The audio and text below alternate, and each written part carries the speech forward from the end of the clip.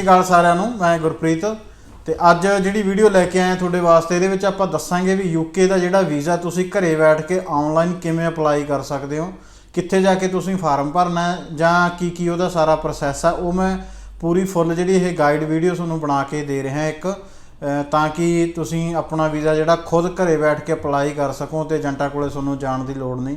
ਪਹਿਲਾਂ ਕਾਫੀ ਵੀਡੀਓਜ਼ ਦੇ ਵਿੱਚ ਜਿਹੜੀ ਆਪਾਂ ਗੱਲ ਕੀਤੀ ਹੈ ਡਾਕੂਮੈਂਟਸ ਦੀ ਵੀ ਕੀ ਆਪਾਂ ਨੂੰ ਡਾਕੂਮੈਂਟਸ ਚਾਹੀਦੇ ਆ।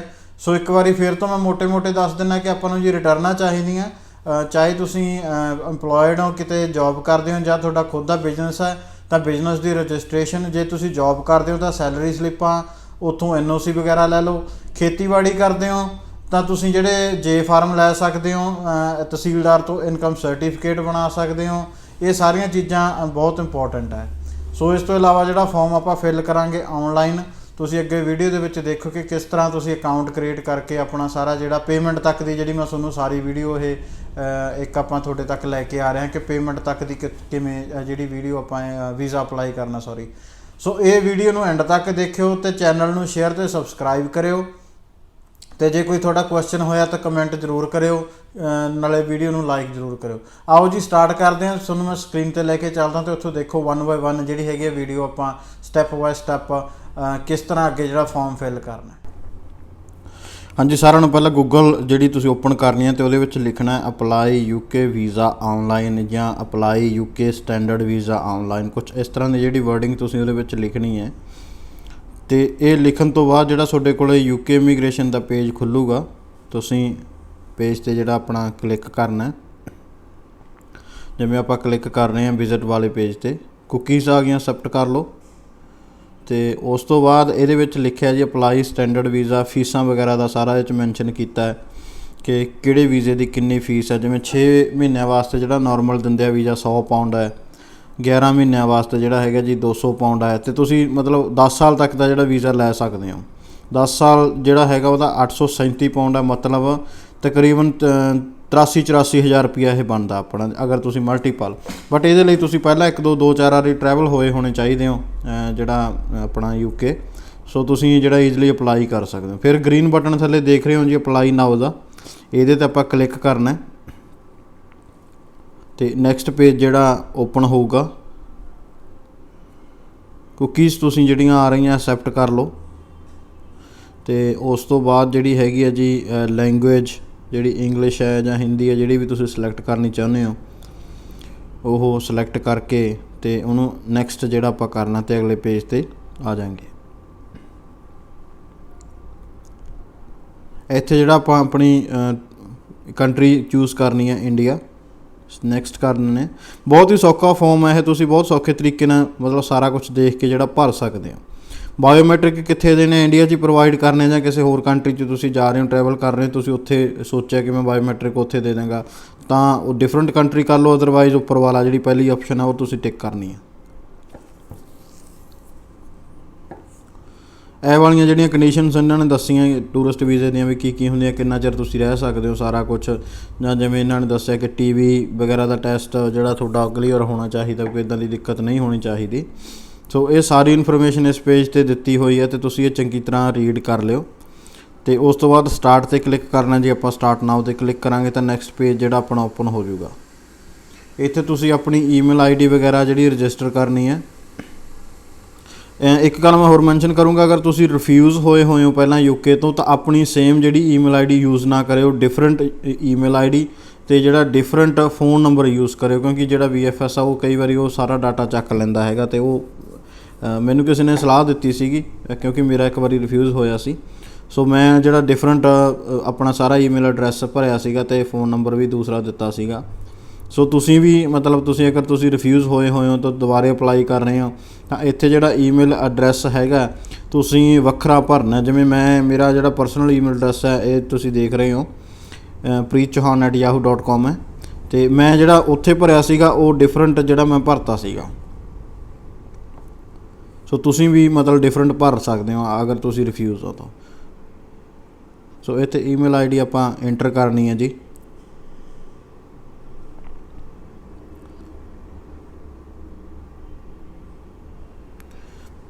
ਪਾਸਵਰਡ ਤੁਸੀਂ ਕੋਈ ਵੀ ਕ੍ਰੀਏਟ ਕਰ ਸਕਦੇ ਹੋ ਆਪਣੀ ਮਰਜ਼ੀ ਦਾ, ਜਿਹੜਾ ਤੁਹਾਨੂੰ ਸੌਖਾ ਯਾਦ ਰਹੇ। ਇਹਦੇ 'ਚ ਜਿਵੇਂ ਇੱਕ ਨੰਬਰ, ਇੱਕ ਕੈਪੀਟਲ ਲੈਟਰ ਤੇ ਜਿਹੜਾ ਹੈਗਾ ਘੱਟੋ ਘੱਟ 8 ਲੈਟਰਾਂ ਦਾ ਹੋਣਾ ਚਾਹੀਦਾ ਪਾਸਵਰਡ। ਸੋ ਇੱਥੇ ਰਿਪੀਟ ਕਰਨਾ ਪਾਸਵਰਡ ਆਪਾਂ, save and continue. Next page ਤੇ ਜਿਹੜਾ ਤੁਸੀਂ ਹੈਗਾ ਉਹ ਪੁੱਛ ਰਿਹਾ ਕਿ ਕੰਟੈਕਟਿੰਗ ਯੂ ਬਾਈ ਈਮੇਲ, ਕਿ ਕਿਸ ਜਿਹੜੀ ਈਮੇਲ ਤੇ ਉਹ ਕੰਟੈਕਟ ਕਰ ਸਕਦੇ ਆ ਨਾ, ਉਹ ਈਮੇਲ ਆ ਹੈਗੀ ਹੈ ਜਾਂ ਕੋਈ ਹੋਰ ਹੈਗੀ ਹੈ ਜਾਂ ਤੁਹਾਨੂੰ ਬਿਲੋਂਗ ਕਰਦੀ ਹੈ। ਤਾਂ ਇਹ ਤੁਹਾਨੂੰ ਬਿਲੋਂਗ ਕਰਦੀ ਹੈ, ਤੁਹਾਡੀ ਈਮੇਲ ਆਈ ਹੈ ਤਾਂ ਯੂ ਲਿਖਣਾ, ਸਮਨ ਐਲਸ ਨਹੀਂ ਕਰਨਾ ਇੱਥੇ।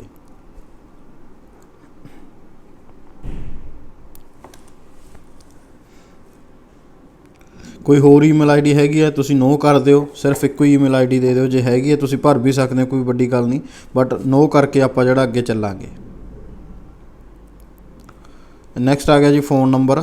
ਫ਼ੋਨ ਨੰਬਰ ਜਿਹੜਾ ਤੁਸੀਂ ਇੱਥੇ ਦੇਣਾ ਹੈ ਆਪਣਾ, ਉਹੀ ਗੱਲ ਮੈਂ ਰਿਪੀਟ ਕਰਨ ਲੱਗਿਆ ਕਿ ਅਗਰ ਤੁਸੀਂ ਰਿਫਿਊਜ਼ ਹੋ ਤਾਂ ਇੱਥੇ ਜਿਹੜਾ ਪੁਰਾਣਾ ਫ਼ੋਨ ਨੰਬਰ ਤੁਸੀਂ ਦਿੱਤਾ ਸੀਗਾ ਉਹ ਵਾਲਾ ਨਾ ਦਿਓ, ਕੋਈ ਹੋਰ ਦੇ ਦਿਓ। ਚਾਹੇ ਤੁਹਾਡੇ ਕੋਲ ਨੰਬਰ ਨਹੀਂ ਵੀ ਹੈਗਾ, ਆਪਣੇ ਘਰੇ ਹੁੰਦਾ ਕੋਈ ਨੰਬਰ ਮੰਮੀ ਡੈਡੀ ਦਾ ਜਾਂ ਕਿਸੇ ਹੋਰ ਦਾ, ਬ੍ਰਦਰ ਸਿਸਟਰ, ਤੁਸੀਂ ਉਹ ਨੰਬਰ ਦੇ ਸਕਦੇ।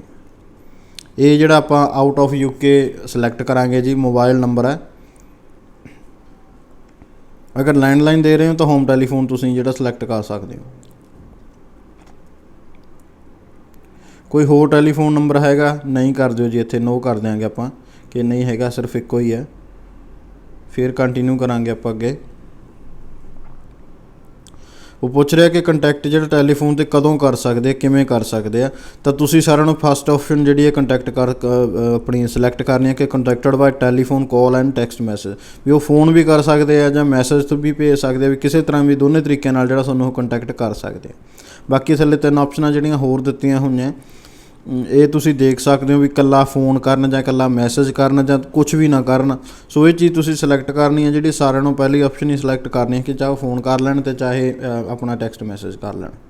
ਇਹ ਕਰਕੇ ਆਪਾਂ ਨੈਕਸਟ ਪੇਜ 'ਤੇ ਆਵਾਂਗੇ। ਇੱਥੇ ਆਪਣੇ ਨਾਮ ਦੀ ਡਿਟੇਲ ਮੰਗ ਰਹੇ ਆ ਜੀ, ਤੁਸੀਂ ਨਾਮ ਆਪਣਾ ਫਿਲ ਕਰਨਾ, ਜੋ ਵੀ ਤੁਹਾਡਾ ਪਾਸਪੋਰਟ 'ਤੇ ਜਿੰਨੀ ਵੀ ਡਿਟੇਲ ਭਰਨੀ ਆਪਾਂ ਪਾਸਪੋਰਟ ਦੇ ਅਕੋਰਡਿੰਗ ਹੀ ਭਰਨੀ ਹੈ। ਸੋ ਨੈਕਸਟ ਕੀਤਾ। ਕੋਈ ਹੋਰ ਨੇਮ ਨਾ ਜਾਣਿਆ ਜਾਂਦਾ, ਕਈ ਵਾਰੀ ਕਿਸੇ ਬੰਦੇ ਦੇ 2 ਨਾਮ ਹੁੰਦੇ ਆ ਤਾਂ ਉਹ ਯੈਸ ਕਰਕੇ ਤੁਸੀਂ ਉਹ ਡਿਟੇਲ ਦੇਣੀ, ਅਦਰਵਾਈਜ਼ ਨੋ ਕਰਨਾ ਹੈ।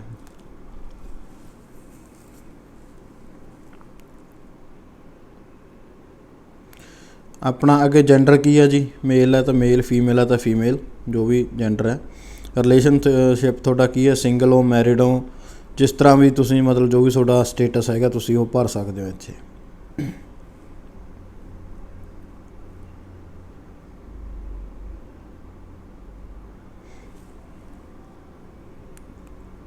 ਐਡਰੈਸ ਜਿੱਦਾਂ ਪਾਸਪੋਰਟ 'ਤੇ ਲਿਖਿਆ ਜੀ ਸੇਮ ਐਡਰੈਸ ਆਪਾਂ ਦੇਣਾ।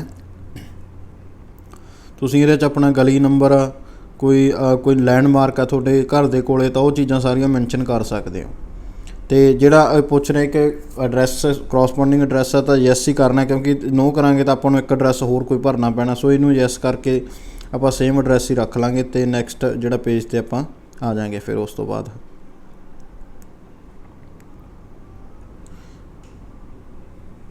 ਇਹ ਕਿੰਨੇ ਟਾਈਮ ਤੋਂ ਇਸ ਐਡਰੈਸ 'ਤੇ ਰਹਿ ਰਹੇ ਹੋ। ਆਪਾਂ ਅਗਰ ਤੁਸੀਂ ਇੱਥੇ ਹੀ ਬੋਰਨ ਹੋਏ ਹੋ ਤਾਂ ਓਬਵੀਅਸਲੀ ਜਿੰਨੀ ਤੁਹਾਡੀ ਉਮਰ ਆ ਉਹਦੇ ਅਕੋਰਡਿੰਗ ਤੁਸੀਂ ਲਿਖ ਦਿਓ ਕਿ ਕਿੰਨੇ ਸਾਲਾਂ ਤੋਂ ਤੁਸੀਂ ਇੱਥੇ ਰਹਿ ਰਹੇ, ਆਪਣਾ ਐਡਰੈਸ ਸੇਮ ਐਡਰੈਸ 'ਤੇ ਰਹਿ ਰਹੇ ਹੋ। ਅਤੇ ਘਰ ਤੁਸੀਂ ਰੈਂਟ ਕਰਦੇ ਹੋ ਜਾਂ ਤੁਹਾਡਾ ਆਪਣਾ।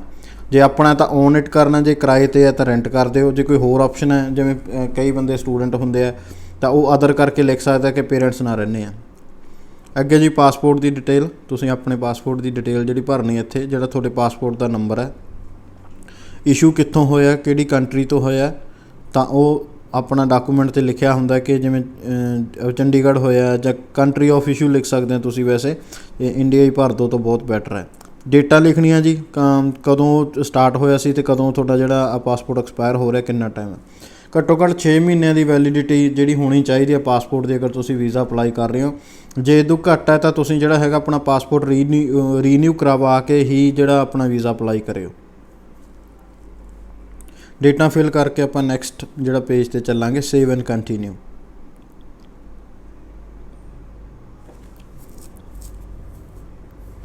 ਆਇਡੈਂਟੀਟੀ ਕਾਰਡ ਜਿਹੜਾ ਇੱਥੇ ਭਰਨਾ ਹੈਗਾ ਜੀ ਆਪਾਂ। ਤੁਹਾਡੇ ਕੋਲ ਕੋਈ ਨੈਸ਼ਨਲ ਆਇਡੈਂਟੀਟੀ, ਜਿਵੇਂ ਆਪਣੇ ਇੰਡੀਅਨਸ ਕੋਲੇ ਜਾਂ ਆਪਣੇ ਪੰਜਾਬ ਦੇ ਵਿੱਚ ਸਾਰਿਆਂ ਕੋਲ ਆਧਾਰ ਕਾਰਡ ਹੈਗੇ ਆ, ਤਾਂ ਇੱਥੇ ਤੁਸੀਂ ਆਪਣੇ ਆਧਾਰ ਕਾਰਡ ਦਾ ਨੰਬਰ ਜਿਹੜਾ ਫਿਲ ਕਰਨਾ, ਅਤੇ ਜਿਹੜੀ ਇਸ਼ੂਇੰਗ ਅਥਾਰਟੀ ਸੈਕੰਡ ਆਪਸ਼ਨ ਤੁਸੀਂ ਦੇਖ ਰਹੇ ਹੋ ਨੰਬਰ ਭਰਨ ਤੋਂ ਬਾਅਦ, ਤਾਂ ਉੱਥੇ ਜਿਹੜੀ ਇੰਡੀਆ ਆਪਾਂ ਸਿਲੈਕਟ ਕਰਾਂਗੇ।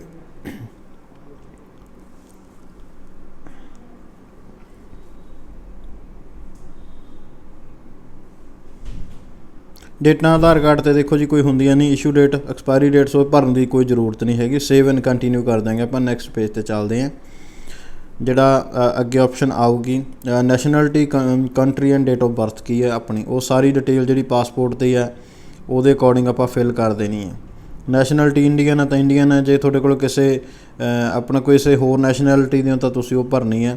ਕੰਟਰੀ ਆਫ ਬਰਥ ਕੀ ਹੈ ਤੁਹਾਡਾ, ਕਈ ਅਗਰ ਤੁਸੀਂ ਬੱਚਿਆਂ ਦਾ ਅਪਲਾਈ ਕਰ ਰਹੇ ਹੋ ਸਕਦਾ ਉਹ ਕਿਸੇ ਫੋਰਨ ਕੰਟਰੀ ਦੇ ਵਿੱਚ ਪੈਦਾ ਹੋਏ ਹੋਣ ਤਾਂ ਉਹਨਾਂ ਦਾ ਇਹ ਚੀਜ਼ ਉਹ ਲਿਖਣੀ ਹੈ। ਅਦਰਵਾਈਜ਼ ਆਪਾਂ ਜਿਹੜਾ ਇੱਥੇ ਆਪਣੀ ਇੰਡੀਆ ਹੀ ਭਰਾਂਗੇ। ਇਹ ਪੂਰੀ ਡਿਟੇਲ ਜਿਹੜੀ ਆਪਾਂ ਇੱਥੇ ਦੇਣੀ ਹੈ। ਡੇਟ ਆਫ ਬਰਥ ਲਿਖ ਰਹੇ ਹਾਂ ਜੀ, ਸੇਵ ਕਰਕੇ ਤੇ ਫਿਰ ਆਪਾਂ ਜਿਹੜਾ ਨੈਕਸਟ ਪੇਜ ਤੇ ਕੰਟੀਨਿਊ ਕਰਦੇ ਹਾਂ।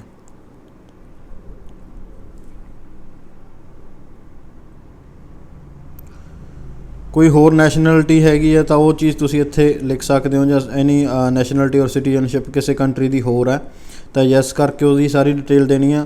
ਅਦਰਵਾਈਜ਼ ਤੁਸੀਂ ਨੋ ਸਿਲੈਕਟ ਕਰਨਾ ਜੇ ਆਪਣੇ ਕੋਲ ਇੰਡੀਅਨ ਪਾਸਪੋਰਟ ਹੈ ਤਾਂ ਇੰਡੀਅਨ ਪਾਸਪੋਰਟ ਹੋਲਡਰ ਹੈ। ਕੋਈ ਇੰਪਲੋਇਮੈਂਟ ਸਟੇਟਸ ਕੀ ਆ, ਆਪਣਾ ਕੰਮ ਕਰਦੇ ਆ ਜਾਂ ਜੋਬ ਕਰਦੇ ਆ ਜਾਂ ਖੁਦ ਦਾ ਬਿਜ਼ਨਸ, ਜੋ ਵੀ ਤੁਹਾਡਾ ਹੈਗਾ, ਸਟੂਡੈਂਟ ਹੋ। ਇੱਥੇ 4-5 ਆਪਸ਼ਨਾਂ ਦੇਖ ਰਹੇ ਹੋ ਤੁਸੀਂ, ਇਹਨਾਂ ਦੇ ਵਿੱਚੋਂ ਜਿਹੜੀ ਵੀ ਤੁਸੀਂ ਆਪਸ਼ਨ ਸਿਲੈਕਟ ਕਰਨੀ ਹੈ ਆਪਣੇ ਅਕੋਰਡਿੰਗ ਉਹ ਸਿਲੈਕਟ ਕਰ ਸਕਦੇ ਹੋ। ਇੰਪਲੋਇਡ ਹੈ ਤਾਂ ਇੰਪਲੋਇਡ, ਸੈਲਫ ਇੰਪਲੋਇਡ ਹੈ ਜਾਂ ਰਿਟਾਇਰਡ ਹੈ ਤਾਂ ਜੋ ਵੀ ਮਤਲਬ ਹੈ ਤੁਹਾਡੇ ਆਪਣੇ ਸਟੇਟਸ ਦੇ ਅਕੋਰਡਿੰਗ ਤੁਸੀਂ ਜਿਹੜਾ ਉਹ ਕਰਨਾ। ਸੈਲਫ ਇੰਪਲੋਇਮੈਂਟ ਆਪਾਂ ਲੈ ਕੇ ਚੱਲਦੇ ਹਾਂ ਜੀ, ਤਾਂ ਇਹਦੇ ਵਿੱਚ ਜਿਹੜਾ ਹੈਗਾ ਆਪਾਂ ਨੂੰ ਉਹਦੀ ਡਿਟੇਲਸ ਮੰਗੂਗਾ। ਇਹ ਹੈਗਾ ਜਿਵੇਂ ਤੁਸੀਂ ਆਪਣਾ ਬਿਜ਼ਨਸ ਕਰਦੇ ਕਿ ਜੋਬ ਕੀ ਕਰਦੇ ਹੋ। ਇੱਥੇ ਤੁਸੀਂ ਅਗਰ ਕੋਈ ਵੀ ਬਿਜ਼ਨਸ ਕਰਦੇ ਹੋ, ਫਾਰ ਐਗਜ਼ਾਮਪਲ ਤੁਸੀਂ ਕੰਪਿਊਟਰ ਦੇ ਰਿਲੇਟਡ ਕੋਈ ਬਿਜ਼ਨਸ ਕਰਦੇ ਹੋ ਤਾਂ ਇੱਥੇ ਤੁਸੀਂ IT ਰਿਲੇਟਡ ਬਿਜ਼ਨਸ ਲਿਖ ਸਕਦੇ ਹੋ। ਮੋਬਾਇਲ ਸ਼ਾਪ ਹੈ ਤਾਂ ਮੋਬਾਇਲ ਸ਼ਾਪ ਲਿਖ ਸਕਦੇ ਹੋ। ਜੋ ਵੀ ਤੁਹਾਡਾ ਬਿਜ਼ਨਸ ਹੈ ਉਹ ਉਸ ਤਰੀਕੇ ਦਾ ਤੁਸੀਂ ਜਿਹੜਾ ਇੱਥੇ ਲਿਖ ਸਕਦੇ ਹੋ। ਸਾਲ ਦਾ ਤੁਸੀਂ ਕਿੰਨਾ ਕਮਾ ਲੈਂਦੇ ਹੋ ਜੀ ਇਸ ਜੋਬ ਤੋਂ, ਇਹ ਤੁਸੀਂ ਪਾਊਂਡਸ ਦੇ ਵਿੱਚ ਭਰਿਓ, ਜ਼ਿਆਦਾ ਬੈਟਰ ਹੈ। ਅਗਰ ਇੰਡੀਅਨ ਰੁਪੀਜ਼ ਦੇ ਵਿੱਚ ਭਰਨਾ ਤਾਂ ਉਹ ਵੀ ਭਰ ਸਕਦੇ, ਕੋਈ ਦਿੱਕਤ ਨਹੀਂ। ਇਹ ਤੁਸੀਂ ਜਿਹੜੀ ਤੁਹਾਡੀ ਰਿਟਰਨ ਹੈ ਉਹਦੇ ਅਕੋਰਡਿੰਗ ਜਿਹੜਾ ਤੁਸੀਂ ਇੱਥੇ ਅਮਾਊਂਟ ਫਿਲ ਕਰਨੀ ਹੈ। ਜਿਵੇਂ ਮੰਨ ਕੇ ਚਲੋ ਜੇ ਤੁਹਾਡੀ 4 ਲੱਖ ਦੀ ਰਿਟਰਨ ਆ ਤਾਂ ਇੱਥੇ ਤੁਸੀਂ ਤਕਰੀਬਨ ਜਿਹੜਾ 4,4100 ਪਾਊਂਡ ਲਿਖ ਸਕਦੇ ਹੋ।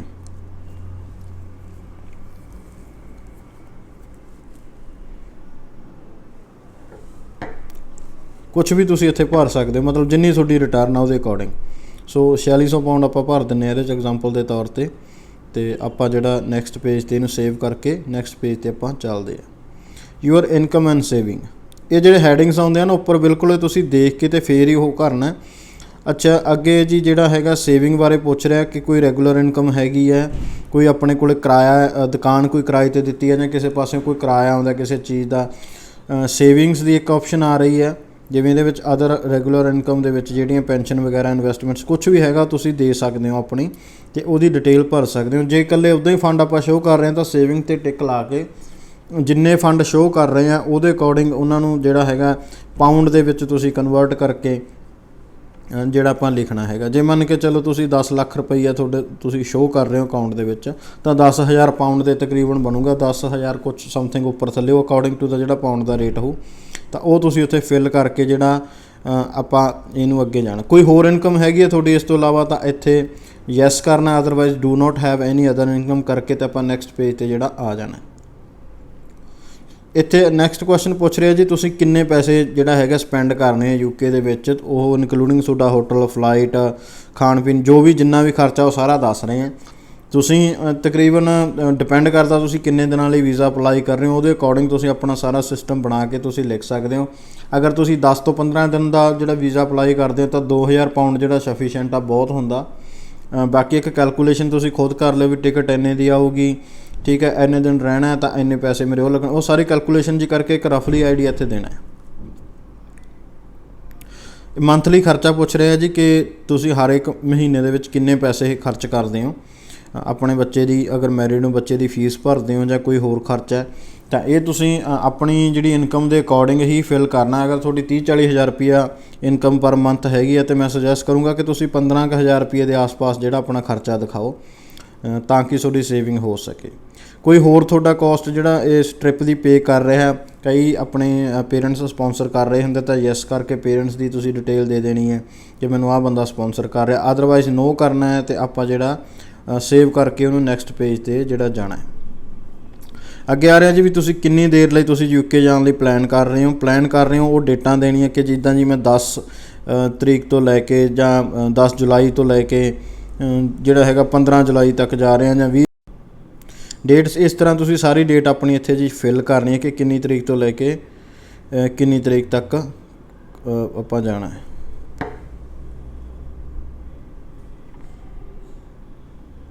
ਸੇਵ ਕਰਨਾ ਜੀ ਤੇ ਉਸ ਤੋਂ ਬਾਅਦ ਕੰਟੀਨਿਊ ਕਰਾਂਗੇ।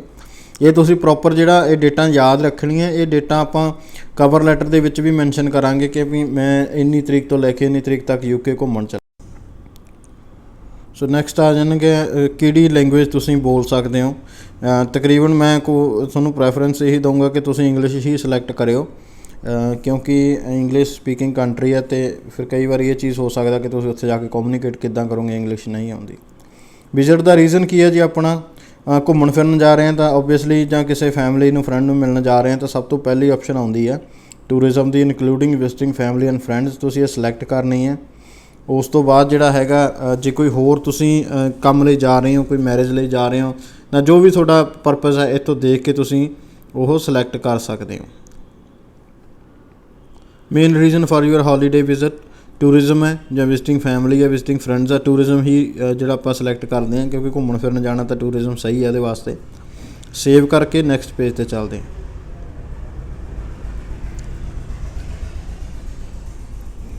ਐਕਟੀਵਿਟੀਜ਼, ਇਹਦੇ ਵਿੱਚ ਤੁਸੀਂ ਇੱਕ ਛੋਟੀ ਜਿਹੀ ਜਿਹੜੀ ਲਿਖਣੀ ਹੈ ਕਿ ਤੁਸੀਂ ਉੱਥੇ ਜਾ ਕੇ ਕਰੋਗੇ ਕੀ ਤੁਸੀਂ ਦੇਖੋਗੇ। ਜਿੱਦਾਂ ਇਹਨਾਂ ਨੇ ਲਿਖਿਆ ਕਿ ਡਿਟੇਲ ਦੇਣੀ ਹੈ ਤੁਸੀਂ ਆਪਣੇ ਜਿਹੜੇ ਉੱਥੇ ਜਾਣਾ। ਮੈਂ ਸਿੰਪਲੀ ਆਪਾਂ ਲਿਖਦੇ ਹਾਂ ਕਿ ਜੋ ਵੀ ਤੁਸੀਂ ਮਤਲਬ ਵੈਸੇ ਐਕਟੀਵਿਟੀ ਤੁਸੀਂ ਕਰਨੀ ਹੈ ਤੁਸੀਂ ਉਹਦੇ ਅਕੋਰਡਿੰਗ ਪਲਾਨ ਬਣਾਇਆ ਹੋਣਾ, ਤਾਂ ਉਹ ਚੀਜ਼ ਤੁਸੀਂ ਇੱਥੇ ਮੈਂਸ਼ਨ ਕਰ ਦੇਣੀ ਹੈ। ਇਹ ਵਰਡ ਲਿਮਿਟ ਵੀ ਆਈ ਥਿੰਕ 500 ਇਹਨਾਂ ਦੀ ਲਿਮਿਟ। ਸੋ ਤੁਸੀਂ ਉਹਦੇ ਅਕੋਰਡਿੰਗ ਜਿਹੜਾ ਇੱਥੇ ਲਿਖਣਾ ਹੈ। ਜਿਵੇਂ ਆਪਾਂ ਲਿਖ ਰਹੇ ਹਾਂ ਕਿ I will see main attractions in UK, like ਜਿਹੜਾ ਹੈਗਾ ਜਿਵੇਂ ਉੱਥੇ ਆਪਣਾ ਕਲੌਕ ਟਾਵਰ, ਬਿਗ ਬੈਨ ਹੈ, ਜਾਂ ਲੰਡਨ ਆਈ ਹੋ ਗਿਆ, ਜਾਂ ਟਾਵਰ ਬ੍ਰਿਜ ਹੋ ਗਿਆ। ਇਸ ਤਰ੍ਹਾਂ ਦੀ ਕੁਛ ਵੀ ਤੁਸੀਂ ਇਹਦੇ 'ਚ ਜਿਹੜੀਆਂ ਚੀਜ਼ਾਂ ਲਿਖ ਸਕਦੇ ਹੋ ਕਿ ਮੈਂ ਆਹ ਚੀਜ਼ਾਂ ਉੱਥੇ ਜਾ ਕੇ ਕਰੂੰਗਾ। ਮੇਨ ਮੇਰੀਆਂ ਇਹੀ ਆ, ਬਾਕੀ ਉਸ ਤੋਂ ਇਲਾਵਾ ਕੁਛ ਵੀ ਹੋਰ ਹੋ ਸਕਦਾ। ਅਤੇ ਮਤਲਬ ਬਹੁਤ ਸੰਖੇਪ ਦੇ ਵਿੱਚ ਤੁਸੀਂ ਇਹ ਪ੍ਰੋਪਰ ਲਿਖ ਦੇਣਾ, ਬਸ ਕੋਈ ਬਹੁਤਾ ਵੱਡਾ ਕੰਮ ਨਹੀਂ ਹੈਗਾ। ਸੋ ਨੈਕਸਟ ਕਰ ਦਿਓ ਜੀ ਇਹ ਲਿਖ ਕੇ, ਅਤੇ ਅਗਲੇ ਪੇਜ 'ਤੇ ਜਿਹੜਾ ਦੇਖਦੇ ਕਿਹੜੀ ਆਪਸ਼ਨ ਆਉਂਦੀ ਹੈ। ਕਰੰਟ ਪਾਰਟਨਰ, ਤੁਸੀਂ ਪਾਰਟਨਰ ਦੀ ਜਿਹੜੀ ਡਿਟੇਲ ਦੇਣੀ ਹੈ। ਠੀਕ ਹੈ ਜੀ, ਮੈਰਿਡ ਹੋ ਤਾਂ ਕਿਉਂਕਿ ਆਪਾਂ ਮੈਰਿਡ ਪਿੱਛੇ ਸਿਲੈਕਟ ਕੀਤਾ ਸੀ ਉਹਦਾ ਕਰਕੇ ਆਪਸ਼ਨ ਆ ਰਹੀ ਹੈ। ਅਗਰ ਤੁਸੀਂ ਸਿੰਗਲ ਸਿਲੈਕਟ ਕਰੋਗੇ ਤਾਂ ਆਪਸ਼ਨ ਨਹੀਂ ਆਉਣੀ ਤੁਹਾਡੇ ਵਾਸਤੇ। ਸੋ ਇੱਥੇ ਤੁਸੀਂ ਆਪਣੀ ਵਾਈਫ ਦੀ ਜਾਂ ਹਸਬੈਂਡ ਦੀ ਜਿਹੜਾ ਵੀ ਤੁਹਾਡਾ ਸਪਾਊਸ ਆ ਉਹਨਾਂ ਦੀ ਜਿਹੜੀ ਡਿਟੇਲ ਇੱਥੇ ਫਿਲ ਕਰ ਸਕਦੇ ਹੋ। ਉਹਨਾਂ ਦਾ ਨਾਮ, ਡੇਟ ਆਫ ਬਰਥ, ਨੈਸ਼ਨੈਲਿਟੀ, ਜੋ ਵੀ ਉਹ ਪੁੱਛ ਰਹੇ ਆ ਸਾਰੇ, ਇਹ 3-4 ਚੀਜ਼ਾਂ ਹੀ ਹੋਣਗੀਆਂ। ਤਾਂ ਤੁਸੀਂ ਇਹ ਸਾਰਾ ਜਿਹੜਾ ਆਪਣੀ ਡਿਟੇਲ ਫਿਲ ਸਕਦੇ ਹੋ। ਐਗਜ਼ਾਮਪਲ ਦੇ ਤੌਰ 'ਤੇ ਮੈਂ ਸਾਰੀਆਂ ਡੇਟਾਂ ਕੁਛ ਵੀ ਭਰ ਰਿਹਾ, ਤੁਸੀਂ ਬਿਲਕੁਲ ਸਹੀ ਭਰਨੀਆਂ ਜੋ ਐਗਜ਼ੈਕਟਲੀ ਤੁਹਾਡੀਆਂ ਹੈ। ਕਿ ਤੁਹਾਡੇ ਨਾਲ ਰਹਿੰਦਾ, ਯੈਸ ਰਹਿ ਰਿਹਾ ਨਾਲ, ਜੀ ਟਰੈਵਲ ਕਰ ਰਿਹਾ, UK ਨਹੀਂ ਕਰ ਰਿਹਾ। ਅਗਰ ਤੁਸੀਂ 2 ਜਣੇ ਵੀਜ਼ਾ ਅਪਲਾਈ ਕਰ ਰਹੇ ਹੋ ਤਾਂ ਯੈਸ ਕਰਨਾ ਕਿ ਤੁਹਾਡੇ ਨਾਲ ਟਰੈਵਲ ਕਰੂਗਾ, ਅਦਰਵਾਈਜ਼ ਨੋ ਕਰਨਾ। ਫਾਈਨੈਂਸ਼ੀਅਲ ਜਿਹੜਾ ਸਟੇਟਸ ਹੈ ਜੀ ਕਿ ਤੁਸੀਂ ਜਿਹੜਾ ਹੈਗਾ ਖੁਦ ਕਰੋਗੇ, ਯੈਸ ਕਰ ਦੇਣਾ ਇੱਥੇ ਤੁਸੀਂ ਜਿਹੜਾ ਇਹਨੂੰ ਸਿਲੈਕਟ ਕਰਨਾ। ਅਤੇ ਉਸ ਤੋਂ ਬਾਅਦ ਅਗਰ ਨਹੀਂ ਕਰ ਸਕਦੇ ਤੇ ਜੇ ਕੋਈ ਤੁਹਾਡੇ 'ਤੇ ਹੋਰ ਡਿਪੈਂਡੈਂਟ ਨਹੀਂ ਹੈਗਾ ਤਾਂ ਨੋ ਵੀ ਕਰ ਸਕਦੇ ਹੋ। ਸੋ ਇਹ ਡਿਟੇਲ ਜਿਹੜੀ ਹੈਗੀ ਹੈ ਫਸਟ ਪੇਰੈਂਟ ਦੀ, ਉਸ ਤੋਂ ਬਾਅਦ ਆਪਣੀ ਫੈਮਿਲੀ ਜਿਹੜੇ ਮਦਰ ਫਾਦਰ ਦੀ ਡਿਟੇਲ ਪੂਰੀ ਪੁੱਛਣਗੇ ਇਹ। ਪਹਿਲਾਂ ਜਿਵੇਂ ਮਦਰ ਦੀ ਤੁਸੀਂ ਫਿਲ ਕਰ ਦੇਣੀ ਹੈ ਜਾਂ ਫਾਦਰ ਦੀ, ਕਿਸੇ ਦੀ ਵੀ ਫਿਲ ਕਰ ਦੇਣੀ ਹੈ। ਇੱਥੋਂ ਸਿਲੈਕਟ ਕਰਨਾ ਕਿ ਕਿਹਦੀ ਤੁਸੀਂ ਫਿਲ ਕਰ ਰਹੇ ਹੋ। ਮੈਂ ਸਿਲੈਕਟ ਕੀਤਾ ਆਪਣੇ ਫਾਦਰ ਦੀ, ਪਹਿਲਾਂ ਮੈਂ ਫਾਦਰ ਦੀ ਡਿਟੇਲ ਫਿਲ ਕਰੂੰਗਾ। ਫਿਰ ਉਹ ਜਦੋਂ ਆਪਾਂ ਨੈਕਸਟ ਕਰਾਂਗੇ ਤਾਂ ਮਦਰ ਦੀ ਡਿਟੇਲ ਪੁੱਛੇਗਾ, ਤੁਸੀਂ ਮਦਰ ਦੀ ਡਿਟੇਲ ਫਿਲ ਕਰਨੀ। ਦੋਨੇ ਡਿਟੇਲਸ ਜਿਹੜੀਆਂ ਤੁਸੀਂ ਇੱਥੇ ਫਿਲ ਕਰਨੀਆਂ। ਨੈਸ਼ਨੈਲਿਟੀ ਇੰਡੀਅਨ ਹੈ ਜੀ। ਕਈ ਵਾਰੀ ਇਹ ਵੀ ਹੁੰਦਾ ਕਿ ਆਪਣਾ ਫਾਦਰ ਕਿਸੇ ਹੋਰ ਅਗਰ ਨੈਸ਼ਨੈਲਿਟੀ ਦਾ ਹੈ ਤਾਂ ਤੁਸੀਂ ਉਹਦੀ ਨੈਸ਼ਨੈਲਿਟੀ ਜੋ ਹੈ ਉਹ ਭਰਨੀ ਹੈ, ਕਿਉਂਕਿ ਗੋਰਿਆਂ ਦੇ ਵਿੱਚ ਇਹ ਸਿਸਟਮ ਹੁੰਦਾ ਬਟ ਆਪਣੇ ਇੰਡੀਅਨ 'ਚ ਨਹੀਂ ਹੁੰਦਾ। ਸੋ ਆਪਣੇ ਤਕਰੀਬਨ ਇੰਡੀਅਨਸ ਹੀ ਜਿਹੜੇ ਹੈਗੇ ਆ ਨੈਸ਼ਨੈਲਿਟੀ ਹੋਊਗੀ ਸਾਰੇ ਪੇਰੈਂਟਸ ਦੀ। ਪਹਿਲਾਂ ਜਿੱਦਾਂ ਫਾਦਰ ਦੀ ਭਰਤੀ ਸੀ ਆਪਾਂ ਜੀ, ਉਵੇਂ ਹੀ ਹੁਣ ਜਿਹੜੀ ਇਹ ਡਿਟੇਲ ਸਾਰੀ ਮਦਰ ਦੀ ਭਰਨੀ ਹੈ ਕਿ ਰਿਲੇਸ਼ਨਸ਼ਿਪ ਕੀ ਹੈ, ਮੇਰੀ ਮਦਰ ਹੈ। ਸੋ ਮਦਰ ਸਿਲੈਕਟ ਕਰ ਲੈਣੀ ਹੈ। ਅਗਰ ਤੁਸੀਂ ਪਹਿਲਾਂ ਮਦਰ ਦੀ ਭਰਤੀ ਹੈ ਤਾਂ ਹੁਣ ਫਾਦਰ ਸਿਲੈਕਟ ਕਰਨਾ। ਉਹ ਜਿਸ ਤਰ੍ਹਾਂ ਵੀ ਤੁਹਾਨੂੰ ਠੀਕ ਲੱਗੇ ਆਪਣੇ ਅਕੋਰਡਿੰਗ ਤੁਸੀਂ ਦੋਨੇ ਪੇਰੈਂਟ ਦੀ ਜਿਹੜੀ ਡਿਟੇਲ ਹੈ ਇਹ ਭਰਨੀ ਹੈ।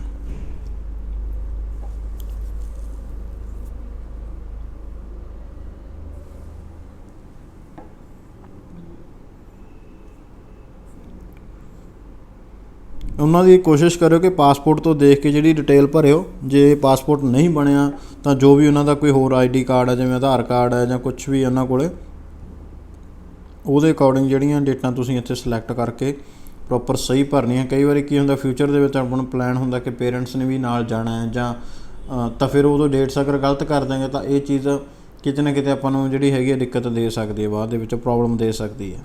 ਤੋ ਪ੍ਰੋਪਰ ਤਰੀਕੇ ਨਾਲ ਡੇਟਾਂ ਭਰਨੀਆਂ ਜੀ। ਨੈਕਸਟ ਪੇਜ ਆਵਾਂਗੇ, ਫੈਮਿਲੀ ਹੂ ਲਿਵ ਇਨ UK। UK ਦੇ ਵਿੱਚ ਤੁਹਾਡਾ ਕੋਈ ਰਹਿੰਦਾ ਆ, ਕੋਈ ਵੀ ਸਪਾਊਸ ਹੈ, ਕੋਈ ਦਾਦਾ ਦਾਦੀ ਹੈ ਜਾਂ ਕੁਛ ਵੀ ਤੁਹਾਡੇ ਇਹਨਾਂ ਨੇ 4-5 ਆਪਸ਼ਨਸ ਦਿੱਤੀਆਂ ਹੋਈਆਂ, ਤੁਸੀਂ ਰੀਡ ਕਰ ਸਕਦੇ ਹੋ। ਕੋਈ ਪਾਰਟਨਰ ਹੈ ਜੋ ਵੀ ਹੈ ਰਹਿੰਦਾ ਤਾਂ ਯੈਸ ਕਰਨਾ, ਅਦਰਵਾਈਜ਼ ਆਪਾਂ ਨੋ ਕਰਾਂਗੇ ਕਿਉਂਕਿ ਆਪਾਂ ਘੁੰਮਣ ਫਿਰਨ ਜਾ ਰਹੇ ਹਾਂ। ਜੇ ਤੁਸੀਂ ਕਿਸੇ ਫੈਮਿਲੀ ਨੂੰ ਮਿਲਣ ਜਾ ਰਹੇ ਹੋ ਤਾਂ ਪਿੱਛੇ ਵੀ ਆਪਾਂ ਨੂੰ ਡਿਟੇਲ ਸਾਰੀ ਚੇਂਜ ਕਰਨੀ ਪੈਣੀ ਹੈ। ਸੋ ਇੱਥੋਂ ਨੋ ਕਰਕੇ ਨੈਕਸਟ ਪੇਜ 'ਤੇ ਜਿਹੜਾ ਪੁੱਛ ਰਿਹਾ ਕਿ ਤੁਸੀਂ ਕਿਸੇ ਗਰੁੱਪ ਟੂਰ ਦੇ ਵਿੱਚ ਜਾ ਰਹੇ ਹੋ। ਜੇ ਤੁਸੀਂ ਕਾਫੀ ਜਣੇ ਇਕੱਠੇ ਫਾਈਲਾਂ ਲਗਾ ਰਹੇ ਹੋ ਤਾਂ ਤੁਸੀਂ ਯੈਸ ਵੀ ਕਰ ਸਕਦੇ ਹੋ, ਅਦਰਵਾਈਜ਼ ਸੋਲੋ ਟਰੈਵਲਰ ਹੋ ਤਾਂ ਨੋ ਕਰਕੇ ਜਿਹੜਾ ਆਪਾਂ ਅੱਗੇ ਕਰ ਸਕਦੇ ਹਾਂ। ਅੱਗੇ ਕੌਣ ਹੈ ਜੀ ਤੁਹਾਡਾ, ਸੌਰੀ ਮੈਂ ਆਪਸ਼ਨ ਨਹੀਂ ਦਿੱਤੀ। ਅੱਗੇ ਤੁਸੀਂ ਜਿਹੜੀ ਹੈਗਾ ਵਿਲ ਯੂ ਟਰੈਵਲ UK ਸਮਨ ਕੋਈ ਨਹੀਂ ਤੁਹਾਡਾ ਪਾਰਟਨਰ ਅਤੇ ਤੁਸੀਂ ਉਹਦੇ ਨਾਲ ਜਾਣਾ ਚਾਹੁੰਦੇ ਹੋ, ਆਪਾਂ ਯੈਸ ਵੀ ਕਰ ਸਕਦੇ ਹਾਂ ਜੇ ਹੈ, ਅਦਰਵਾਈਜ਼ ਨੋ ਕਰਕੇ ਆਪਾਂ ਜਿਹੜਾ ਨੈਕਸਟ ਪੇਜ 'ਤੇ ਆਵਾਂਗੇ। ਅਤੇ ਇੱਥੇ address where you are staying in UK ਕਿੱਥੇ ਰਹਿਣਾ ਤੁਸੀਂ, ਜਿਹੜਾ ਆਪਣਾ ਹੋਟਲ ਜਿਹੜਾ ਸੇਵ ਕੀਤਾ ਤੁਸੀਂ ਉਹਦਾ ਐਡਰੈਸ ਦੇ ਸਕਦੇ ਹੋ, ਇੱਥੇ ਕੋਈ ਇਸ਼ੂ ਵਾਲੀ ਗੱਲ ਨਹੀਂ। ਐਡਰੈਸ ਫਿਲ ਕਰ ਦੇਣਾ ਪ੍ਰੋਪਰ, ਜਿਵੇਂ ਜਿਹੜੀ ਵੀ ਤੁਸੀਂ ਸਾਈਟ ਤੋਂ ਯੂਜ਼ ਕਰਦੇ ਹੋ, ਅਗੋਡਾ ਕਰਦੇ ਹੋ ਜਾਂ booking.com ਕਰਦੇ ਹੋ ਤਾਂ ਉੱਥੇ ਤੁਸੀਂ ਫਿਲ ਕਰ ਸਕਦੇ ਹੋ। ਵੈਸੇ ਇਹਨਾਂ ਨੇ ਪੁੱਛਿਆ ਕਿ ਤੁਸੀਂ ਪਲਾਨ ਕਿੱਥੇ ਕਰ ਰਹੇ ਹੋ, ਤਾਂ ਇਕੱਲਾ ਸਿੰਪਲ ਹੋਟਲ ਲਿਖ ਦਿਓਗੇ ਤਾਂ ਵੀ ਕੋਈ ਇਸ਼ੂ ਨਹੀਂ, ਕਿਉਂਕਿ UK ਜਿਹੜਾ ਹੋਟਲ ਬੁਕਿੰਗ ਜਾਂ ਇਹ ਚੀਜ਼ਾਂ ਨਹੀਂ ਮੰਗਦਾ, ਤੁਸੀਂ ਦੇ ਸਕਦੇ ਹੋ। ਪਹਿਲਾਂ ਕਦੇ UK ਗਏ ਹੋ ਤੁਸੀਂ 10 ਸਾਲਾਂ ਦੇ ਵਿੱਚ, ਨਹੀਂ ਗਏ ਜੀ ਫਸਟ ਟਾਈਮ ਜਾ ਰਹੇ ਆ ਤਾਂ ਤੁਸੀਂ ਨੋ ਕਰਨਾ। ਅਗਰ ਇੱਕ ਅੱਧੀ ਵਾਰ ਟਰੈਵਲਰ ਹੋ ਤਾਂ ਤੁਸੀਂ ਯੈਸ ਕਰਨਾ। Travel to Australia, Canada, New Zealand, Switzerland ਕਿਸੇ ਵੀ ਕੰਟਰੀ ਦੇ ਵਿੱਚ ਇਹਨਾਂ 'ਚੋਂ ਗਏ ਹੋ ਤਾਂ ਤੁਸੀਂ ਯੈਸ ਕਰਨਾ, ਅਦਰਵਾਈਜ਼ ਆਪਾਂ ਜਿਹੜਾ ਹੈਗਾ ਨੋ ਕਰਾਂਗੇ। ਕਿੰਨੇ ਵਾਰੀ ਗਏ ਹੋ ਪੁੱਛ ਰਹੇ ਆ, ਤਾਂ ਤੁਸੀਂ ਜੇ ਗਏ ਹੋ ਤਾਂ ਦੱਸ ਦਿਓ, ਇੱਕ ਵਾਰੀ ਗਏ ਤਾਂ once, ਅਗਰ ਉਦੋਂ ਵੱਧ ਗਏ ਤਾਂ 2 to 5 ਲਿਖ ਦਿਓ, ਜੇ ਨਹੀਂ ਗਏ ਤਾਂ 0 ਕਰ ਦੇਣਾ ਆਪਾਂ। Save and continue.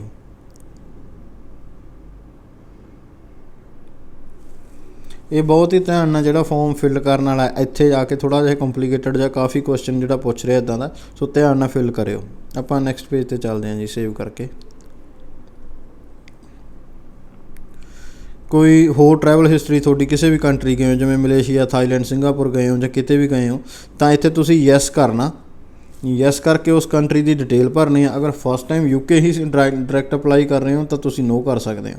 ਅਗਰ ਗਏ ਹੋ ਤਾਂ ਯੈਸ ਕਰਕੇ ਜਦੋਂ ਸੇਵ ਕਰੋਗੇ ਤਾਂ ਉਹ ਅੱਗੇ ਜਿਹੜੀ ਡਿਟੇਲ ਤੁਹਾਨੂੰ ਟਰੈਵਲ ਹਿਸਟਰੀ ਦੀ ਪੁੱਛੂ, ਜਿਵੇਂ ਕਿ ਰੀਜ਼ਨ ਕੀ ਸੀ ਤੁਹਾਡਾ ਜਾਣ ਦਾ ਜੀ, ਟੂਰਿਜ਼ਮ ਸੀਗਾ, ਘੁੰਮਣ ਗਏ ਹੈ, ਠੀਕ ਹੈ ਜੀ। ਜੇ ਕੋਈ ਵਰਕ ਵਾਸਤੇ ਗਏ ਹੋ ਤਾਂ ਵਰਕ ਵਾਸਤੇ ਲਿਖ, ਜਿੱਥੇ ਵੀ ਜੋ ਵੀ ਤੁਹਾਡਾ ਸੀਗਾ ਆਪਣਾ ਲਿਖ ਸਕਦੇ। ਜਿਵੇਂ ਥਾਈਲੈਂਡ ਆਪਾਂ ਇਹਦੇ 'ਚ ਉਦਾਹਰਨ ਦੇ ਤੌਰ 'ਤੇ ਲੈ ਰਹੇ ਹਾਂ,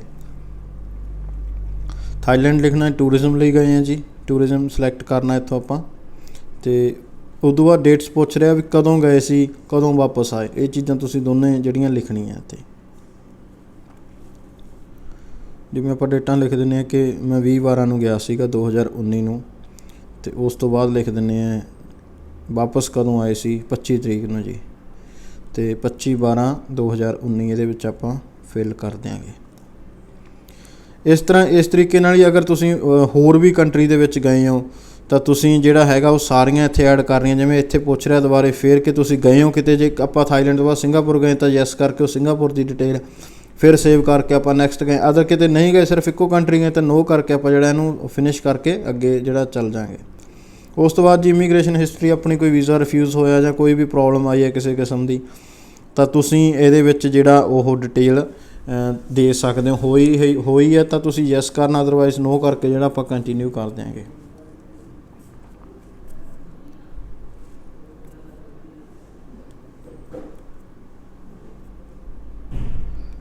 ਕੋਈ ਕਾਨੂੰਨ ਤੋੜਿਆ, breach of UK immigration law, ਕਿਸੇ ਕਿਸਮ ਦਾ ਤੁਸੀਂ UK ਦਾ ਕੋਈ ਵੀ ਓਵਰਸਟੇ ਜਾਂ ਕੁਛ ਵੀ ਇਸ ਤਰ੍ਹਾਂ ਦੀ ਕੋਈ ਜਿਹੜੀ ਹੈਗੀ ਆ, ਸਾਰੇ ਇਹਨਾਂ ਨੇ ਦਿੱਤੇ ਆ ਕਿ ਜਾਂ ਤੁਸੀਂ ਟਰਾਈ ਕੀਤਾ ਹੋਵੇ ਲੀਗਲੀ ਜਾਣ ਦਾ, ਉੱਥੇ ਲੀਗਲੀ ਜਾਣ ਦਾ UK ਜਾਂ ਕੋਈ ਵੀ ਪ੍ਰੋਬਲਮ, ਤਾਂ ਤੁਸੀਂ ਨੋ ਕਰਨੀ ਹੈ ਇੱਥੇ, ਨੋ ਸਿਲੈਕਟ ਕਰਕੇ, ਕਿਉਂਕਿ ਫਸਟ ਟਾਈਮ ਅਪਲਾਈ ਕਰ ਰਹੇ ਤਾਂ ਇਸ ਤਰ੍ਹਾਂ ਦਾ ਕੋਈ ਚਾਂਸ ਹੀ ਨਹੀਂ।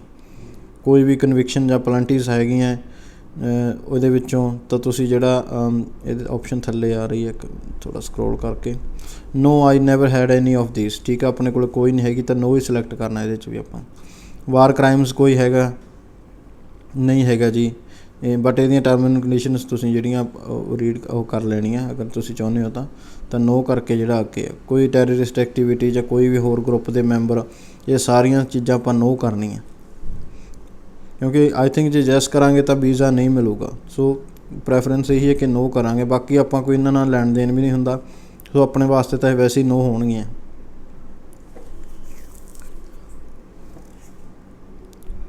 ਕੋਈ ਵੀ ਹੋਰ ਕਿਸੇ ਕਿਸਮ ਦੀ ਕੋਈ ਪ੍ਰੋਬਲਮ ਜਿਹੜੀਆਂ ਵੀ ਪੁੱਛ ਰਹੇ ਆ ਅਤੇ ਇਹ ਸਾਰੀਆਂ ਹੀ ਜਿਹੜੀਆਂ ਆਪਾਂ ਨੋ ਦੇ ਵਿੱਚ ਸਿਲੈਕਟ ਕਰਕੇ, ਜ਼ਿਆਦਾਤਰ ਇੱਥੇ ਆਨਸਰ ਜਿਹੜੇ ਨੋ ਦੇ ਵਿੱਚ ਹੀ ਸਿਲੈਕਟ ਹੋਣਗੇ। ਅਤੇ ਅਗਰ ਇਹਨਾਂ ਦੇ ਵਿੱਚੋਂ ਕੋਈ ਯੈਸ ਹੁੰਦਾ ਤਾਂ ਉਹਦੀ ਆਪਾਂ ਨੂੰ ਜਿਹੜੀ ਹੈ ਐਕਸਪਲੇਨ ਕਰਨਾ ਪੈਣਾ ਪ੍ਰੋਪਰ ਤਰੀਕੇ ਨਾਲ ਵੀ ਕੀ ਪ੍ਰੋਬਲਮ ਸੀ, ਕਿਉਂ ਸੀ, ਕਦੋਂ ਸੀ, ਸਾਰੀਆਂ ਡੇਟਾ ਮੈਨਸ਼ਨ ਕਰਨੀਆਂ ਪੈਣ। ਅਤੇ ਅਗਰ ਆਪਾਂ ਯੈਸ ਵੀ ਕਰਾਂਗੇ ਆਈ ਥਿੰਕ ਇਹਦੇ ਨਾਲ ਵੀਜ਼ਾ ਦੇ ਜਿਹੜੇ ਚਾਂਸਿਸ ਆ ਬਹੁਤ ਘਟਣਗੇ, ਕਿ ਸ਼ਾਇਦ ਇੱਕ ਨੈਗੇਟਿਵ ਜਿਹੜਾ ਪ੍ਰਭਾਵ ਪੈਂਦਾ ਇਸ ਚੀਜ਼ ਦਾ। ਸੋ ਮੈਂ ਤਾਂ ਹੀ ਐਡਵਾਈਸ ਕਰੂੰਗਾ ਕਿ ਤੁਸੀਂ ਇੱਥੇ ਨੋ ਹੀ ਸਿਲੈਕਟ ਕਰਿਓ। ਫਰੈਸ਼ਰ ਕੇਸ ਹੁੰਦਾ ਬਿਲਕੁਲ ਨੋ ਹੀ ਸਿਲੈਕਟ ਹੋਊਗੀ। ਸੋ ਤੁਸੀਂ ਜਿਹੜਾ ਨੋ ਸਿਲੈਕਟ ਕਰਕੇ ਉਹਦੀਆਂ ਜਿਹੜੀਆਂ ਅੱਗੇ ਹੈਗੀਆਂ ਰੀਡ ਕਰਕੇ ਆਲ ਇਨਫੋਰਮੇਸ਼ਨ ਅੱਗੇ ਵੀ ਮੈਂ ਕਰ ਲਈ ਸੀ, ਤਾਂ ਉਹ ਕਰਕੇ ਆਪਾਂ ਜਿਹੜਾ ਸੇਵ ਕਰਕੇ ਨੈਕਸਟ ਪੇਜ 'ਤੇ ਫਿਰ ਜਾਣਾ। ਨੈਕਸਟ ਪੇਜ 'ਤੇ ਹੋਰ ਆਪਸ਼ਨਸ ਆਉਣਗੀਆਂ ਹਜੇ ਤੁਹਾਡੇ ਕਰੈਕਟਰ ਵਾਈਜ਼ ਜਾਂ ਹੋਰ ਜੋ ਵੀ ਹੈ, ਕੁਛ ਕਾਫੀ ਆਪਸ਼ਨਸ ਹਜੇ ਬਸ ਥੋੜ੍ਹੀ ਜਿਹੜਾ ਹੈਗਾ ਫੋਰਮ ਕੋਈ ਜ਼ਿਆਦਾ ਲੰਬਾ ਨਹੀਂ ਹੈਗਾ, ਇਹ ਫਿਲ ਕਰ ਲੈਣਾ ਪ੍ਰੋਪਰ ਤਰੀਕੇ ਨਾਲ। ਇਹ ਰੀਡ ਕਰਕੇ ਜੀ ਪ੍ਰੋਪਰ ਸਾਰੀਆਂ ਤਰੀਕੇ ਨਾਲ ਤੁਸੀਂ ਜਿਹੜੀਆਂ ਉਹ ਕਰ ਦੇਣੀਆਂ। ਵੀ ਕੋਈ ਹੋਰ ਚੀਜ਼ ਦੱਸਣੀ ਚਾਹੁੰਦੇ ਹੋ ਤੁਸੀਂ ਸਾਨੂੰ ਐਕਸਟਰਾ ਤੁਹਾਡੇ ਕਰੈਕਟਰ ਬਾਰੇ, ਤਾਂ ਆਪਾਂ ਨੋ ਹੀ ਕਰਾਂਗੇ ਵੀ ਨਹੀਂ ਬਿਲਕੁਲ ਓਕੇ ਆ, ਸਾਫ਼ ਕਰੈਕਟਰ ਹੈ। ਸੋ ਇਹ ਚੀਜ਼ ਸਾਰੀ ਦਾ ਇੰਪਲੋਇਮੈਂਟ ਹਿਸਟਰੀ ਤੁਸੀਂ ਇਹ ਕੋਈ ਵੀ ਸਰਕਾਰੀ ਜੋਬ ਜਿਹੜੀ ਇਹਨਾਂ ਨੇ ਇੱਥੇ ਮੈਂਸ਼ਨ ਕੀਤੀਆਂ ਹੋਈਆਂ, ਕੋਈ ਮਿਲਟਰੀ ਹੈ, ਕੋਈ ਮੀਡੀਆ, ਕੁਛ ਵੀ ਹੈ, ਕੋਈ ਕੀਤੀ ਹੈ ਤਾਂ ਉਹ ਦੱਸ ਦਿਓ। ਅਦਰਵਾਈਜ਼ ਨੋ ਕਰਕੇ ਜਿਹੜਾ ਆਪਾਂ ਨੈਕਸਟ ਪੇਜ 'ਤੇ ਆਪਾਂ ਜਾਵਾਂਗੇ। ਅਤੇ ਇਹਦੇ ਵਿੱਚ ਜਿਹੜੀਆਂ ਹੋਰ ਡਿਟੇਲਸ ਕੋਈ ਵੀ ਤੁਸੀਂ ਦੇਣੀ ਹੈ ਆਪਣੀ ਫਾਈਲ ਦੇ ਸੰਬੰਧੀ ਤਾਂ ਲਿਖ ਸਕਦੇ ਹੋ। ਅਦਰਵਾਈਜ਼ ਤੁਸੀਂ ਇੱਥੇ ਸਿੰਪਲ ਲਿਖ ਸਕਦੇ ਹੋ ਕਿ I will right everything in cover letter, ਜਾਂ ਤੁਸੀਂ ਲਿਖ ਸਕਦੇ ਹੋ ਕਿ I will explain in cover letter, ਜੋ ਵੀ ਤੁਹਾਨੂੰ ਠੀਕ ਲੱਗਦਾ। ਆਪਣੇ ਸਿੰਪਲ ਵਰਡ ਦੇ ਵਿੱਚ ਵੀ ਲਿਖ ਸਕਦੇ ਹੋ ਕਿ please C the attached cover letter, ਉਹ ਮਤਲਬ ਜੋ ਵੀ ਤੁਸੀਂ ਲਿਖਣਾ ਕਵਰ ਲੈਟਰ ਦੇ ਵਿੱਚ ਮੈਂਸ਼ਨ ਕਰਕੇ। ਸੋ ਆਪਾਂ ਨੈਕਸਟ ਪੇਜ 'ਤੇ ਫਿਰ ਆ ਜਾਵਾਂਗੇ।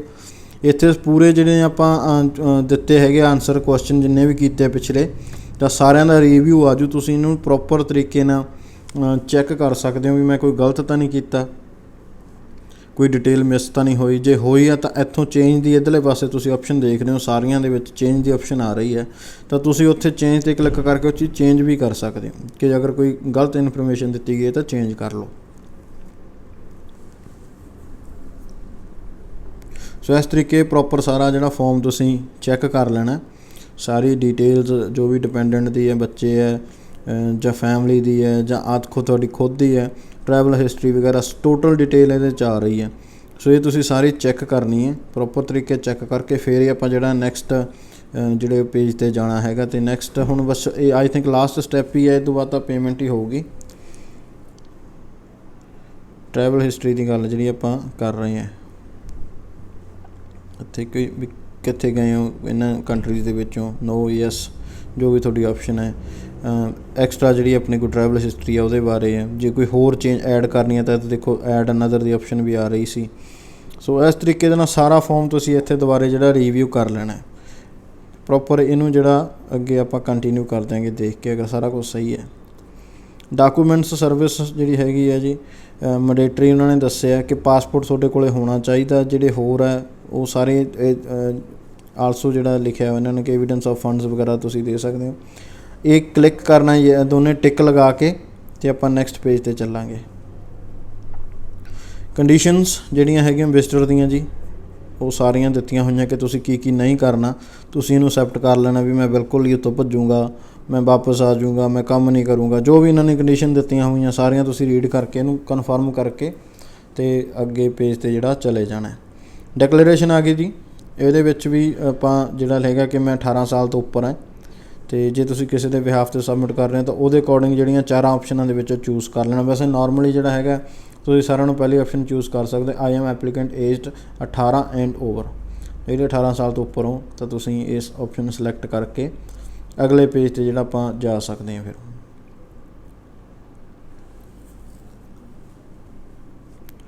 ਸੇਵ ਕੀਤਾ ਜੀ, ਆਨਸਰ ਚੈੱਕ ਕਰ ਲਓ। ਕੰਸੈਂਟ ਫੋਰਮ ਹੈ ਜਿਹੜਾ, ਜਿਵੇਂ ਆਨਲਾਈਨ ਕੰਸੈਂਟ ਹੈ, ਇਹਦੇ 'ਚ ਸਾਰੀਆਂ ਆਪਸ਼ਨਸ ਰੀਡ ਕਰ ਲੈਣੀ ਹੈ। ਕੰਟੀਨਿਊ 'ਤੇ ਕਲਿੱਕ ਕਰਨਾ। ਫਿਰ ਵੀਜ਼ਾ ਆਪਸ਼ਨਸ ਆ ਗਈਆਂ ਕਿ ਕਿਹੜਾ ਵੀਜ਼ਾ ਆਪਾਂ ਚੂਜ਼ ਕੀਤਾ। ਆਪਾਂ 6 ਮਹੀਨੇ ਲਈ ਅਪਲਾਈ ਕਰ ਰਹੇ ਹਾਂ ਜੀ, ਸੋ 6 ਮਹੀਨੇ ਇੱਥੇ ਤੁਸੀਂ ਚੂਜ਼ ਕਰ ਸਕਦੇ ਹੋ। ਅਗਰ ਤੁਸੀਂ 1-2 ਵਾਰ ਟਰੈਵਲ ਹੋ ਤਾਂ 2 ਸਾਲ ਦਾ ਵੀਜ਼ਾ ਵੀ ਅਪਲਾਈ ਕਰ ਸਕਦੇ ਹੋ ਜਾਂ 5 ਸਾਲ ਦਾ, ਬਟ ਇਹਨਾਂ ਦੀ ਫੀਸ ਜ਼ਿਆਦਾ ਹੋਏਗੀ। ਜਿੰਨਾ ਟਾਈਮ ਜ਼ਿਆਦਾ ਉਨੀ ਫੀਸ ਜ਼ਿਆਦਾ, ਜਿਵੇਂ ਆਪਾਂ ਵੀਡੀਓ ਦੇ ਸਟਾਰਟਿੰਗ 'ਚ ਦੇਖਿਆ ਸੀ। ਸੋ ਸੇਵ ਕਰ ਲਓ 6 ਮਹੀਨੇ ਵਾਲੇ ਵੀਜ਼ੇ ਵਾਸਤੇ।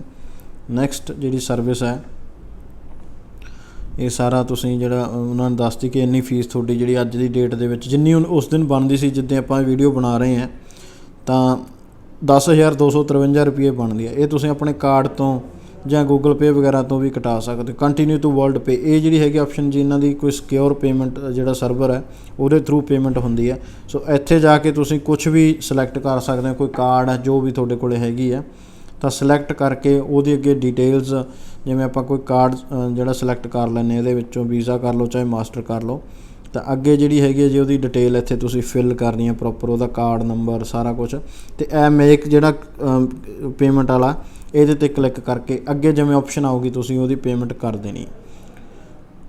ਸੋ ਇਹ ਇੰਨਾ ਕੀ ਫੋਰਮ ਸੀਗਾ ਜੀ। ਹਾਂਜੀ, ਸੋ ਇਹ ਵੀਡੀਓ ਜੋ ਤੁਹਾਡੇ ਵਾਸਤੇ ਬਣਾਈ ਸੀਗੀ, ਆਪਾਂ ਦੇਖੋ ਕਿਸ ਤਰ੍ਹਾਂ ਫੋਰਮ ਫਿਲ ਕੀਤਾ ਸਾਰਾ, ਅਤੇ ਇਹਦੇ ਵਿੱਚ ਤੁਹਾਨੂੰ ਹੋਪ ਹੈ ਕਿ ਸਾਰੀ ਚੀਜ਼ ਜਿਹੜੀ ਹੈ ਸਮਝ ਲੱਗ ਗਈ ਹੋਊ, ਤੁਹਾਨੂੰ ਕੋਈ ਡਾਊਟ ਨਹੀਂ ਰਿਹਾ ਹੋਣਾ। ਅਗਰ ਕੋਈ ਡਾਊਟ ਹੈ ਤਾਂ ਸਟਿਲ ਤੁਸੀਂ ਕਮੈਂਟ ਕਰ ਸਕਦੇ ਹੋ ਜਾਂ ਮੈਨੂੰ ਇੰਸਟਾਗ੍ਰਾਮ 'ਤੇ ਫੋਲੋ ਕਰਕੇ ਉੱਥੇ ਮੈਸੇਜ ਕਰ ਸਕਦੇ ਹੋ। ਮੈਂ ਤੁਹਾਡੇ ਮੈਸੇਜ ਦਾ ਜਾਂ ਤੁਹਾਡੇ ਕਮੈਂਟਸ ਦਾ ਰਿਪਲਾਈ ਜ਼ਰੂਰ ਕਰੂੰਗਾ। ਸੋ ਨਾਲ ਹੀ ਇੱਕ ਵਾਰੀ ਫਿਰ ਤੋਂ ਮੈਂ ਬੇਨਤੀ ਕਰਦਾ ਸਾਰੇ ਵੀਰਾਂ ਨੂੰ ਜਿਹੜੇ ਨਵੇਂ ਆ ਚੈਨਲ 'ਤੇ, ਆਪਣਾ YouTube ਚੈਨਲ ਸਬਸਕ੍ਰਾਈਬ ਕਰ ਲਓ ਅਤੇ ਨਾਲ ਹੀ ਜਿਹੜਾ ਬੈਲ ਆਈਕਨ ਹੈ ਉਹਨੂੰ ਪ੍ਰੈਸ ਕਰ ਦਿਓ। ਆਲ ਦੀਆਂ ਜਿਹੜੀਆਂ ਨੋਟੀਫਿਕੇਸ਼ਨ ਆਲ ਹੈ ਉਹਨੂੰ ਸਿਲੈਕਟ ਜ਼ਰੂਰ ਕਰਨਾ, ਕਿਉਂਕਿ ਫਿਰ ਜਿੰਨੀਆਂ ਵੀ ਮੈਂ ਵੀਡੀਓਜ਼ ਲੈ ਕੇ ਆਊਂਗਾ ਅੱਗੇ ਤਾਂ ਉਹ ਸਾਰੀਆਂ ਵੀਡੀਓਜ਼ ਜਿਹੜੀਆਂ ਤੁਹਾਡੇ ਤੱਕ ਪਹੁੰਚਣਗੀਆਂ। ਸੋ ਧੰਨਵਾਦ ਜੀ, ਸਤਿ ਸ਼੍ਰੀ ਅਕਾਲ।